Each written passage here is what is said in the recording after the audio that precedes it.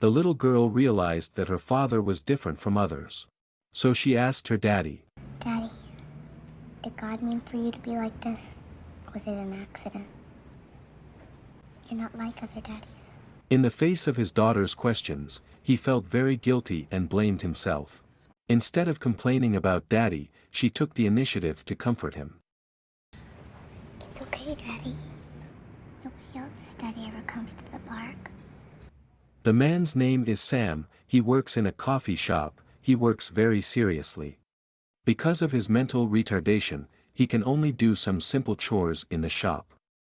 The day his daughter was born, Sam was so happy that he named her Lucy. But her mother did not want to live such a life. She was used to wandering, and chose to leave after giving birth to her daughter. Since then, he and his daughter have been dependent on each other. Sam was clumsy to take care of his daughter, facing a variety of milk powder. He did not know how to choose. The baby cried all night, but also left him at a loss. The neighbor who lives across the street couldn't stand it, and called to inquire about the situation and patiently taught Sam how to take care of the baby and let him feed every 2 hours. Although all this was difficult for Sam, he did his best. When he went to work, he strapped his daughter to his body and took care of her while he went to work. As Lucy slowly grew up, it became increasingly inconvenient for Sam to take her to work with him, and he had to find someone to help take care of her. So he found a good-hearted neighbor Annie. Annie originally refused, but the first time Lucy spoke, she called out Annie's name. She was moved and agreed to Sam. With the help of his neighbors and friends, Lucy grows older, becomes smarter, and more curious about the world every day. Daddy, why does the snow flake? Daddy, why are men bald? Daddy, are ladybugs only girls, or are there boys too? Faced with his daughter's various questions, Sam always answered her patiently. In the twinkling of an eye, when his daughter reached school age, Sam was ready to buy her a pair of shoes as a gift, only to find that there wasn't enough money when he paid. Several close friends saw it and each took out their own change to help Sam out. Sam was surrounded by the kindness of his friends, and they had the purest friendship with each other. The cashier gave them each a balloon and they were happy like a group of carefree children. Since Lucy went to school, he could no longer teach Lucy to read and learn as before. The school issued new books, many words he did not know.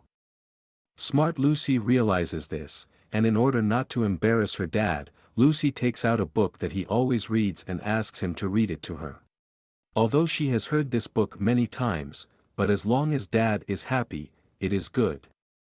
This day, Sam was called to school by his teacher, not because of Lucy's poor grades, but because Lucy drew a very strange picture.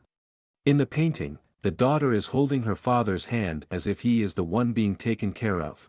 At the same time, after the teacher's observation, she finds that Lucy is suppressing her abilities and resisting learning new things.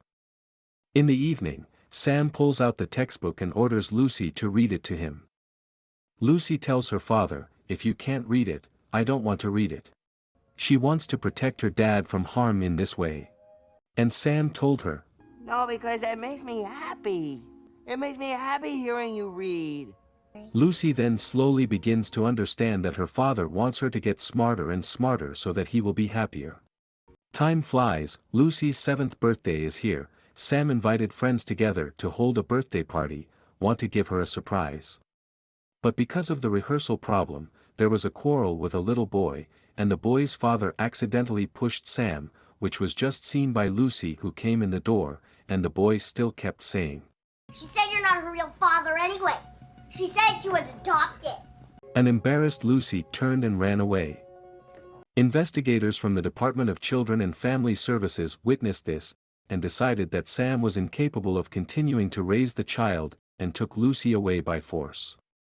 In court, the judge temporarily stripped Sam of custody and Lucy was placed in foster care.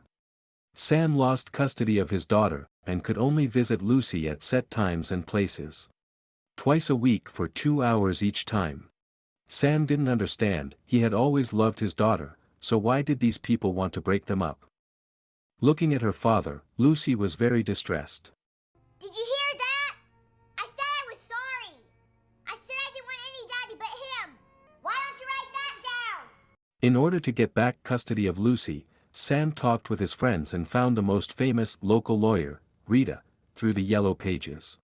But hiring such a lawyer requires high legal fees, which Sam simply cannot afford. Finally, it was politely refused.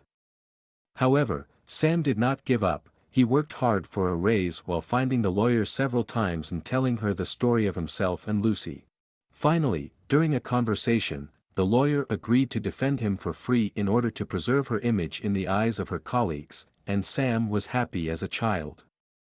The lawyer was responsible and took over the case, conducting a detailed investigation and deposition. But several of Sam's best friends had lower than average IQs, and their testimony was hardly admissible in court. She needed to find a witness with a college degree to give strong evidence. Sam has no choice but to enlist the help of his neighbor, Annie, who suffers from a severe social disorder and is worried that she will screw everything up. The day of the trial arrives, and the lawyer is so good that she catches the weaknesses of the defense and gets the upper hand in a few words. Anne, a neighbor, also overcame the odds and testified in court. Her testimony was simple and poignant, detailing to the court the fact that Sam had raised Lucy with care. She said that although Lucy was much smarter than Sam, it was all the result of Sam's efforts. If they are forcibly separated from father and daughter, it will be bad for Lucy instead. These words impressed everyone. Next, Sam only needs to make no mistakes in the final trial. He will have a good chance to get back Lucy's custody. But with only one day left, the lawyer, Rita, takes Sam home to practice, mocking up all the questions he might need to answer. She made Sam repeat them over and over again until he could answer them fluently. Before he left, she also gave him a suit and instructed him to dress neatly for tomorrow. The next day, Sam was all dressed up. It was a very important day. The boss also decided to give him a promotion and a raise and let him start making coffee. However, because he has been thinking about the trial, it's the first time to make coffee formally, he was anxious.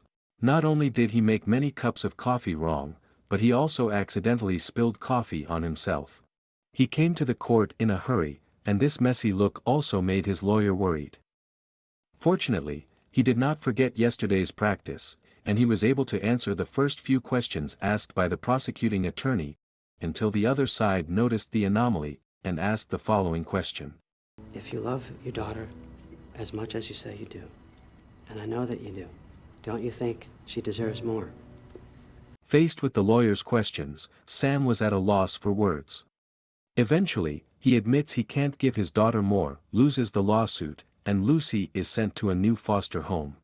As a biological father, but unable to raise his child with his own hands, Sam's life was completely destroyed.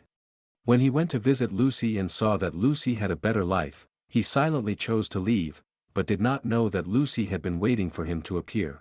Sam locked himself in his room, and was on the verge of an emotional breakdown. Until that day, the lawyer, Rita, kicked in his door angrily, and she accused Sam of giving up on himself and not having a sense of responsibility as a man and a father. At this point, Rita's mood also broke down, and she also had her own difficulties.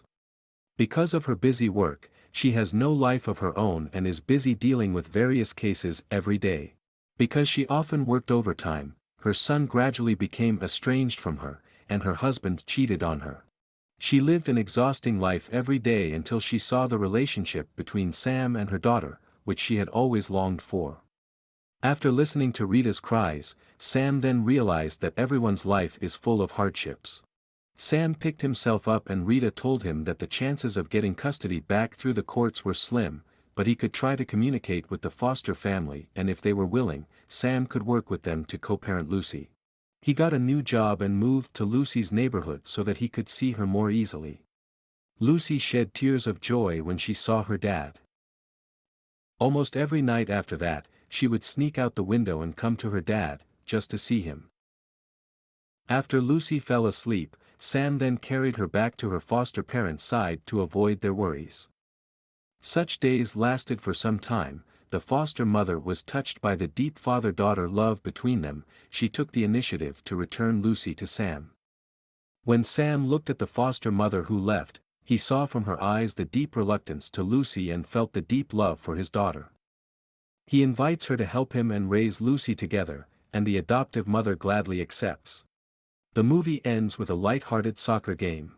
Lucy runs happily, not only returning to her father's side, but also gaining the love of more people. This kind of love has nothing to do with IQ. This love makes everyone's heart warm. There are many details in this movie. I suggest that friends who like it watch the full version of the movie. Thank you for your support. See you next time.